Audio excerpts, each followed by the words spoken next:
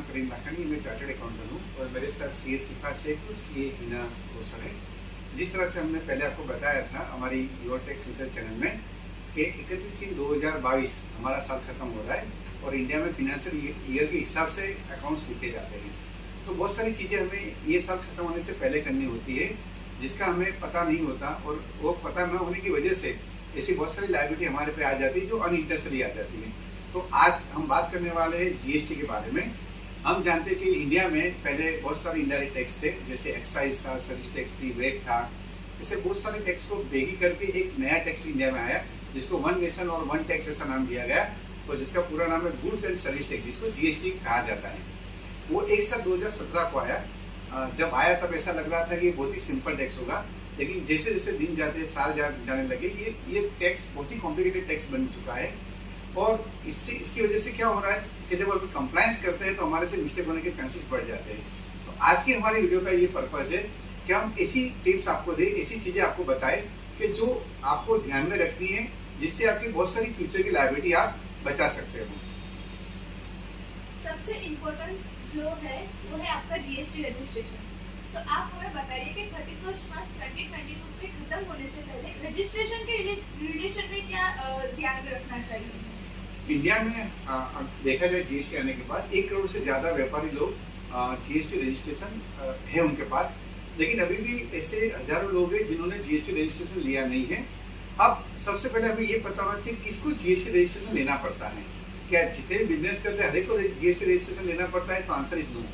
उसका डिपेंड करता है कि आपका टर्नओवर कितना है। अगर आप एक ट्रेडर हो या मैन्युफैक्चरर हो तो आपके लिए लिमिट 40 लाख रुपए की है, लेकिन अगर आप सर्विस प्रोवाइडर हो तो उसके लिए 20 लाख की है। हमने हमारे एक्सपीरियंस में देखा हुआ है कि बहुत सारे लोगों को ये टर्नओवर की लिमिट पता न होने की वजह से कंफ्यूज हो जाते हैं। जैसे सर्विस वाले भी मानते हैं कि हमारा 40 लाख का टर्नओवर की लिमिट है, और वो लोग 20 लाख 25 लाख या 30 लाख का टर्नओवर होता है और रजिस्ट्रेशन लेते नहीं है। अगर आपका टर्नओवर ये लिमिट से क्रॉस हो जाता है, आपको उसके पहले ही इमीडिएटली रजिस्ट्रेशन के लिए आपको अप्लाई करना है, और आपके जो कस्टमर है, आपके क्लाइंट है, उससे आपको जीएसटी कलेक्ट करके जो उसकी प्रोसेस पूरी करके आपको गवर्नमेंट उसको जमा करना पड़ता है। होता क्या है कि बहुत सारे ट्रांजेक्शन आप साल में फिनेंशियल ट्रांजेक्शन करते हो, लेकिन आपको पता नहीं कि आपका टर्नओवर क्रॉस हो चुका है, और कई बार आपका टीडीएस कट जाता है।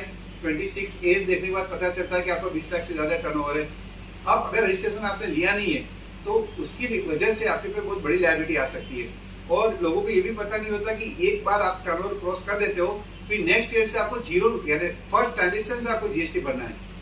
तो खास हम ये कहना चाहते हैं कि ड्यूरिंग द होल ईयर आपका टर्नओवर आप चेक कीजिए कि आपने जो सप्लाई किया है, अगर गुड्स बेचा है या सर्विस प्रोवाइड किए, तो वो टर्नओवर क्या 20 लाख या 40 लाख की लिमिट से बढ़ रहा है, तो आपकी इमीडिएटली वो जीएसटी की लायबिलिटी आएगी। दूसरा, लोग ये भी कंफ्यूज होते हैं एग्रीगेट टर्नओवर।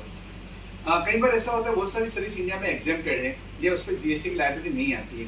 मान लो कि डॉक्टर है, आप डॉक्टर है, उसकी हेल्थ केयर की सर्विस एग्जेम्प्टेड है, लेकिन अगर उसको दूसरी कोई सर्विस वो प्रोवाइड करता है साथ में जो टैक्सेबल है, तो ये दोनों टर्नओवर को जोड़ा जाता है, और जोड़ने के बाद अगर ये 20 लाख से बढ़ जाता है तो उसकी रजिस्ट्रेशन की जवाबदारी भी आ जाती है, और जो सर्विस टैक्सेबल है सप्लाई उस पर भी उसको जीएसटी भरना पड़ता है। मान लेते हैं डॉक्टर 16 लाख उसकी हेल्थ केयर की सर्विस है और 6 लाख रुपए की उसने दुकान भाड़े पे दी है, तो टर्नओवर 22 लाख हो गया, तो उसका एग्रीगेट टर्नओवर 20 लाख से बढ़ गया है, तो उनको कंपल्सरी रजिस्ट्रेशन नंबर भी लेना पड़ता है। No doubt health care service पे जीएसटी नहीं लगेगा, लेकिन जो 6 लाख रुपए की दुकान जो भाड़े दी है उस पर उसको कंपल्सरी 18% जीएसटी कलेक्ट करना पड़ेगा। अगर उससे कलेक्ट नहीं किया तो अपने पॉकेट में से उसको भरना पड़ेगा। और दूसरा सर कि काफी सारे ऐसे स्मॉल बिजनेसमैन भी है कि जिनका टर्नओवर काफी मतलब कम होता है, उनको 31 मार्च से पहले क्या ध्यान में रखना होगा। जिनका मान लेते हैं कि भाई गवर्नमेंट ने एक रेगुलर टैक्स पेयर और composition tax payer, composition tax payer की आप बात करें, हाँ। तो कंपोजिशन टैक्स पेयर में अगर आपका टर्नओवर 1.5 करोड़ से कम है, हाँ। तो आपको कंसेशन रेट से आपको, यानी आपको कंप्लायंस भी करना नहीं है, और छोटे कंप्लायंस से आप जीएसटी का आप वो फॉलो कर सकते हो।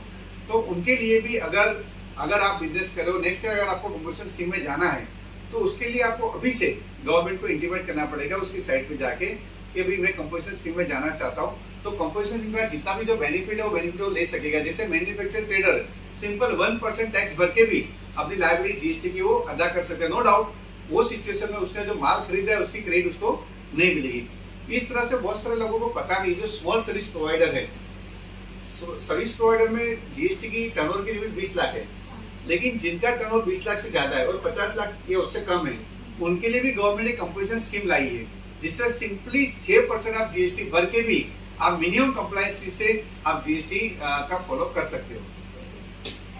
मैं आपसे पूछना चाहूंगी कि अगर हम टर्नओवर की बात अभी कर ही रहे हैं, तो मुझे किन किन चीजों का ध्यान रखना होगा टर्नओवर की रिकंसिलिएशन के लिए? रिकंसिलिएशन से पहले अगर आपने जो कंपोजिशन का बोला सर, तो कंपोजिशन में हमको नेक्स्ट ईयर के लिए ऑप्ट करना है तो 31 मार्च लास्ट डेट है, राइट? उसके बाद हम फिर ऑप्ट नहीं कर सकते, फिर हमको रेगुलर ऐसे टैक्स पे अभी ज्यादा टैक्स हमको भरना पड़ेगा। ये तो बात कंपोजिशन की थी। अभी जैसे कि रिकंसिलिएशन का आपने पूछा, एग्रीगेट टर्नओवर सर ने बोला, वो सबसे ज्यादा इम्पोर्टेंट टर्नओवर ही है। जो हमारी एक्चुअल टर्नओवर होता है उसके ऊपर हमको जीएसटी डिस्चार्ज करना होता है। अब एक्चुअल टर्नओवर कैसे डिसाइड करें? रिकंसाइल तो करना ही होगा, क्योंकि 26 एएस में भी 3B का टर्नओवर दिखता है। अब 99C होगा तो उसके अंदर जीएसटीआर 1 का टर्नओवर दिखेगा, और बुक्स के अंदर एक्चुअल टर्नओवर होगा, उसके अंदर भी कुछ एरर ऑफ ओमिशन या कुछ हो सकते हैं। तो इन सभी को हमको रिकंसाइल करना है। हमको जीएसटीआर 1 का, 3B का और बुक्स का टर्नओवर तीनों को कंपेयर करना है। एक्चुअल टर्नओवर कितना हो रहा है उसके हिसाब से लायबिलिटी डिस्चार्ज हुई है या नहीं, क्वेश्चन मार्क। अगर नहीं हुई है तो मार्च से पहले अभी मार्च की रिटर्न में ही कर दो। तो आपने ये बात की, जिसका रजिस्ट्रेशन जीएसटी का है वो हर महीने जीएसटीआर 1 फाइल करता है, जो भी वो आउटवर्ड सप्लाई करता है। यानी अगर आप जो माल बेचते हो या सर्विस प्रोवाइड करते हो उसकी डिटेल आप उसमें डालते हो, उस पर जो टैक्स लायबिलिटी आती है वो आप 3B में डालते हो, और उसका अकाउंट आप लिखते हो जिसको बुक्स ऑफ अकाउंट कहते हैं। होता क्या है कि तीनों के बीच में सिंक्रोनाइजेशन होता नहीं है, तीनों के बीच में कई बार डिफरेंस आता है। आपने जिसको माल सप्लाई किया उसकी क्रेडिट आपने पास ऑन की, जिसपे आपने टैक्स दिया है उसका टर्नओवर कुछ अलग आता है, और जो बुक्स में है उसकी एंट्री कुछ अलग आती है, और जो बंदे आपका टीडीएस काट रहे हैं उसमें भी अलग आता है। तो साल खत्म होने से पहले ये चारों चीजों में जो डिफरेंस आ रहा है वो नहीं आना चाहिए।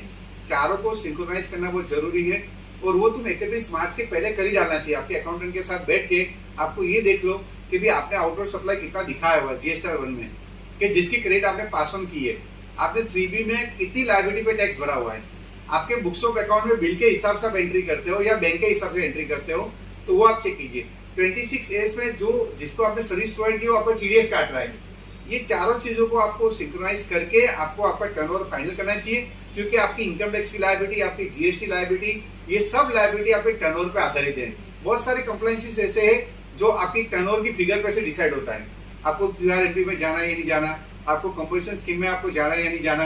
इनकम टैक्स में भी अगर आपको कम रेट में इनकम टैक्स भरना है तो उसके लिए प्रेजेंटिव टैक्सेशन मेथड है, जिससे आप टर्नओवर के 6% या प्रॉफिट 8% प्रॉफिट डिक्लेयर करके आप बुक्स ऑफ अकाउंट मेंटेन ना भी करो तो भी आप इनकम टैक्स की जवाबदारी अदा कर सकते हो। तो सबसे इंपॉर्टेंट पार्ट है वो है टर्नओवर। आपकी ऑडिट की लिमिट भी वो टर्नओवर डिसाइड करेगा। तो इसीलिए 31 मार्च के पहले आप आपके बुक्स ऑफ अकाउंट चेक कीजिए, आपका जीएसटीआर 1 चेक कीजिए, 3B चेक कीजिए, आपका 26 एज चेक कीजिए, और अभी से डिसाइड करो कि हमारा टर्नओवर सही में कितना है। अच्छा सर, तो मेरा जो मेन बिजनेस है सेल्स का, उसके अलावा मेरी कोई अदर इनकम भी है, तो क्या मुझे उससे भी जीएसटी पे करना होगा? हाँ, अगर आपने एक बार जीएसटी रजिस्ट्रेशन लिया है, फिर आप जो भी सप्लाई करते हो, अगर वो एग्जेम्प्टेड नहीं है, अगर वो नॉन जीएसटी नहीं है, तो उस पर आपकी जीएसटी की लायबिलिटी आती है। और बहुत सारे लोगों को ये पता नहीं होता।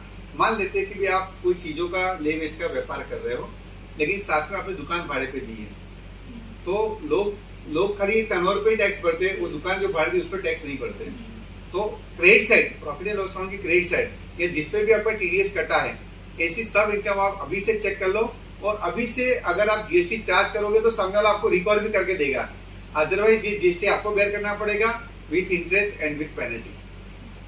और सर मुझे एक और डाउट है कि एग्जांपल मैंने कोई एसेट सेल की है, तो क्या मुझे उसमें भी जीएसटी पे करना होगा? हाँ, अगर आपने एसेट बेची हुई है और अगर वो टैक्सेबल सप्लाई में आता है, तो डेफिनेटली आपको उसमें भी जीएसटी बाय करना पड़ेगा। तो ऐसी एंट्री भी होती है जो आपके प्रॉफिट एंड लॉस में नहीं दिखती है, लेकिन वो बैलेंस शीट की आइटम होती है, लेकिन आपको पता नहीं होता कि इस पे भी आपकी लायबिलिटी आ सकती है। अभी ये सब तो बात हो गई आउटवर्ड सप्लाई की। अभी कुछ चीजें ऐसी है जैसे कि आईटीसी, इनपुट टैक्स क्रेडिट, जिसमें लोग गुम जाते हैं, जिसमें उनको पता नहीं होता है कि कौन सी आईटीसी मुझे लेनी है, कौन सी नहीं लेनी है। तो आप मुझे आईटीसी के रिलेशन में थोड़ा बताइए। आईटीसी हम लोग लेते हैं ऑन द बेसिस ऑफ हमारी परचेज, हमारी जो एक्सपेंस होती है, तो सामने वाला भी बिल पे हमको चार्ज करता है कुछ अमाउंट ऑफ जीएसटी, जो हम क्लेम कर सकते हैं हमारी आउटवर्ड लायबिलिटी के सामने। अब होता क्या है कि जैसे मार्च एंडिंग आ रहा है, तो आपको क्या करना है, आपकी जितनी भी आईटीसी है उसका आपको रिकंसिलिएशन करना है। रिकंसिलिएशन इन द सेंस आपकी बुक्स में होगी आईटीसी एज पर बिल्स, सारी इनवॉइसेस, एक्सपेंसेस के हिसाब से आपने क्लेम की होगी 3B के अंदर, और आप कितनी क्लेम कर सकते हो वो दिख रहा होगा 2B के अंदर, और कुछ एक्सेस भी होगी जो टोटल ईयरली 2A में भी दिखती होगी। तो ये चारों का रिकंसिलिएशन करना होगा, और जो भी डिफरेंस होंगे, एग्जाम्पल एक्सेस है, शॉर्ट है, वो सबको आपको मार्च तक एडजस्ट कर देना है ताकि वो 0 हो जाए डिफरेंस, वो कैरी फॉरवर्ड ना हो। और जो भी मिसिंग चीजें हैं वो भी अपने रिकॉर्ड कर ले, रिटर्न्स में भी और बुक्स में भी, दोनों में। तो आपको ये चेक करना है कि आप जो आईटीसी का मतलब ये होता है इनपुट टैक्स क्रेडिट, यानी जीएसटी का जो बेस है वो है कि आप जो खरीदी करते हो या आप जो एक्सपेंस करते हो उस पर जो जीएसटी आपको चार्ज किया जाता है उसकी आपको क्रेडिट मिलती है। लेकिन वो क्रेडिट देने की बहुत सारी कंडीशन है।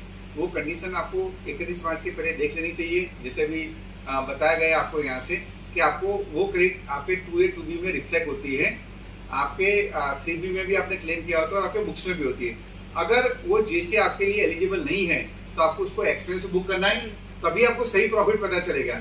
अगर वो क्रेडिट आपको एलिजिबल नहीं है फिर भी आप क्रेडिट क्लेम करोगे तो वो क्रेडिट आपको कभी मिलने वाली नहीं है और आप उसको एक्सपेंस बुक नहीं करते। अभी आईटीसी का रिकंसिलिएशन तो हो गया, अभी आईटीसी रिवर्सल जैसा भी कुछ होता है जिसके बारे में काफी सारे लोगों को उसका पता नहीं होता है। तो वो आईटीसी के रिवर्सल के रिलेशन में क्या ध्यान में रखना चाहिए? आईटीसी का रिवर्सल कब आता है? जब हम लोग एग्जेम्प्ट सप्लाईज करते हैं या ऐसी कोई सप्लाई करते हैं जिसमें मुझे टैक्स की लायबिलिटी नहीं आ रही है, तो मेरा टैक्सेबल सप्लाई भी है, लेकिन आईटीसी मैंने कुछ कॉमन आईटीसी भी होगी जो दोनों सप्लाई के लिए यूज की होगी, तो मुझे रूल 40 to 43 के हिसाब से उसको मंथली रिवर्सल करना होगा, रिटर्न्स करूंगी तब, plus at the end of the year भी ईयरली रिवर्सल भी करना होगा। अगर आपका मंथली रिवर्सल अभी नहीं आपने किया या मिस हो गया है तो भी यू हैव अ चांस के मार्च के रिटर्न के अंदर आप पूरे साल का रिवर्सल का कैलकुलेशन कर लो, प्रोपोर्शनेट एग्जाम सप्लाईज में कितना है, टैक्सेबल में कितना है, अभी कर दो। अभी नहीं, और ये नहीं करने से क्या होगा कि रिटर्न्स में आपने एग्जेम्प्ट सप्लाई दिखाया होगा कि मेरा इतना एग्जेम्प्ट सप्लाई है, लेकिन आपके रिटर्न में कहीं रिवर्सल नहीं रिफ्लेक्ट हो रहा है, तो वो रिटर्न्स तो डिपार्टमेंट के पास है ही, तो वो लोग सीधा आपको लेटर भेजेंगे या नोटिस भेजेंगे कि आपके यहाँ एग्जेम्प्ट सप्लाई है लेकिन आपने रूल्स के हिसाब से रिवर्सल नहीं किया है। बाद में जब करने का आएगा तब इंटरेस्ट अलग आएगा, पेनल्टीज आएगी, तो वो सारा लिटिगेशन का बर्डन ना हो, इसीलिए रिवर्सल करना चाहिए। सेम में जो आप खरीदी करते हो उसका पेमेंट आपको 180 डेज में कर देना पड़ता है। अगर वो सप्लायर को आपने 180 डेज में पेमेंट नहीं किया है तो आपने वो खरीदी पे जो भी आईटीसी लिया उसको आपको रिवर्स करना पड़ता है विथ इंटरेस्ट। तो आप ये भी चेक करो कि कोई क्रेडिटर्स को पेमेंट करना बाकी तो नहीं रहा है, और अगर 180 डेज खत्म हो गया है तो उसका कंपल्सरी आपको आईटीसी रिवर्स करना पड़ेगा।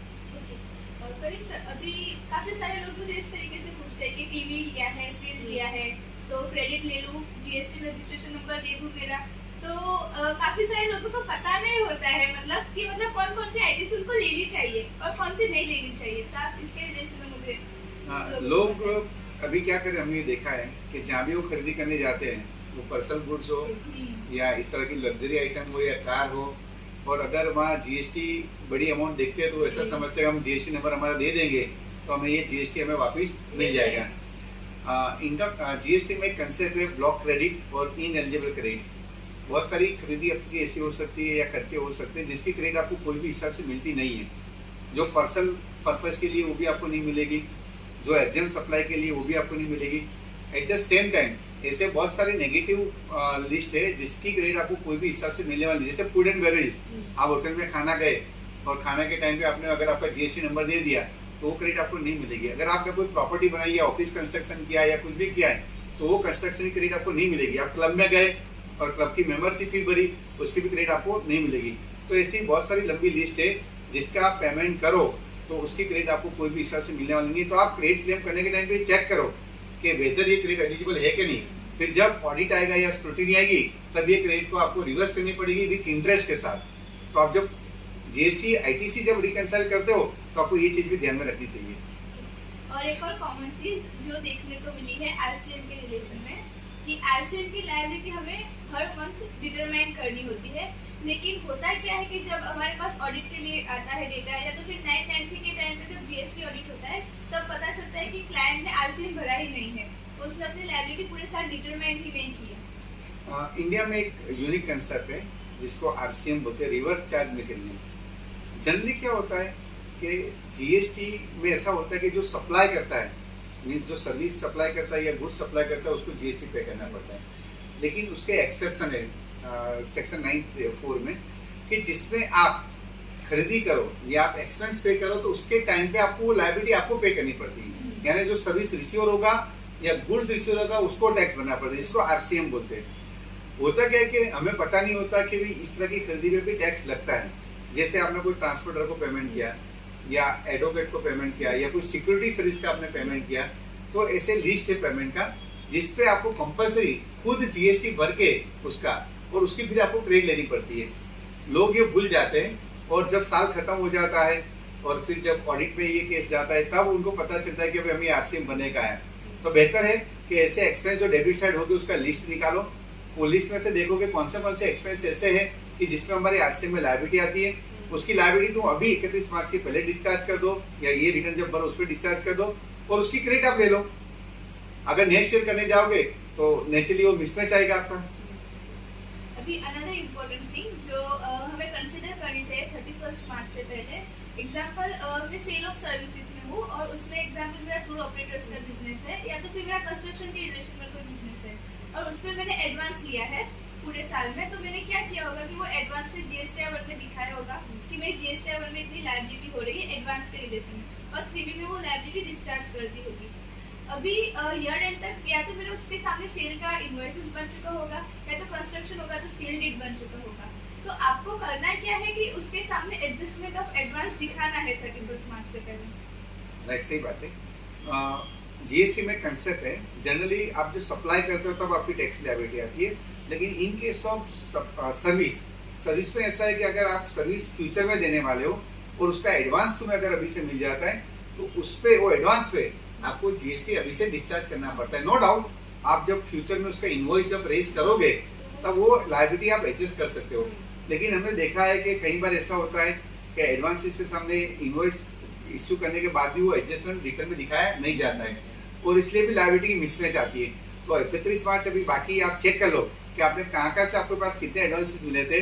अगर उस पर काम खत्म हो चुका है या सप्लाई हो चुका है तो आप अभी से उसका इनवॉइसेस रेज कर दो और वो आपके टर्नओवर में आप दिखा दो।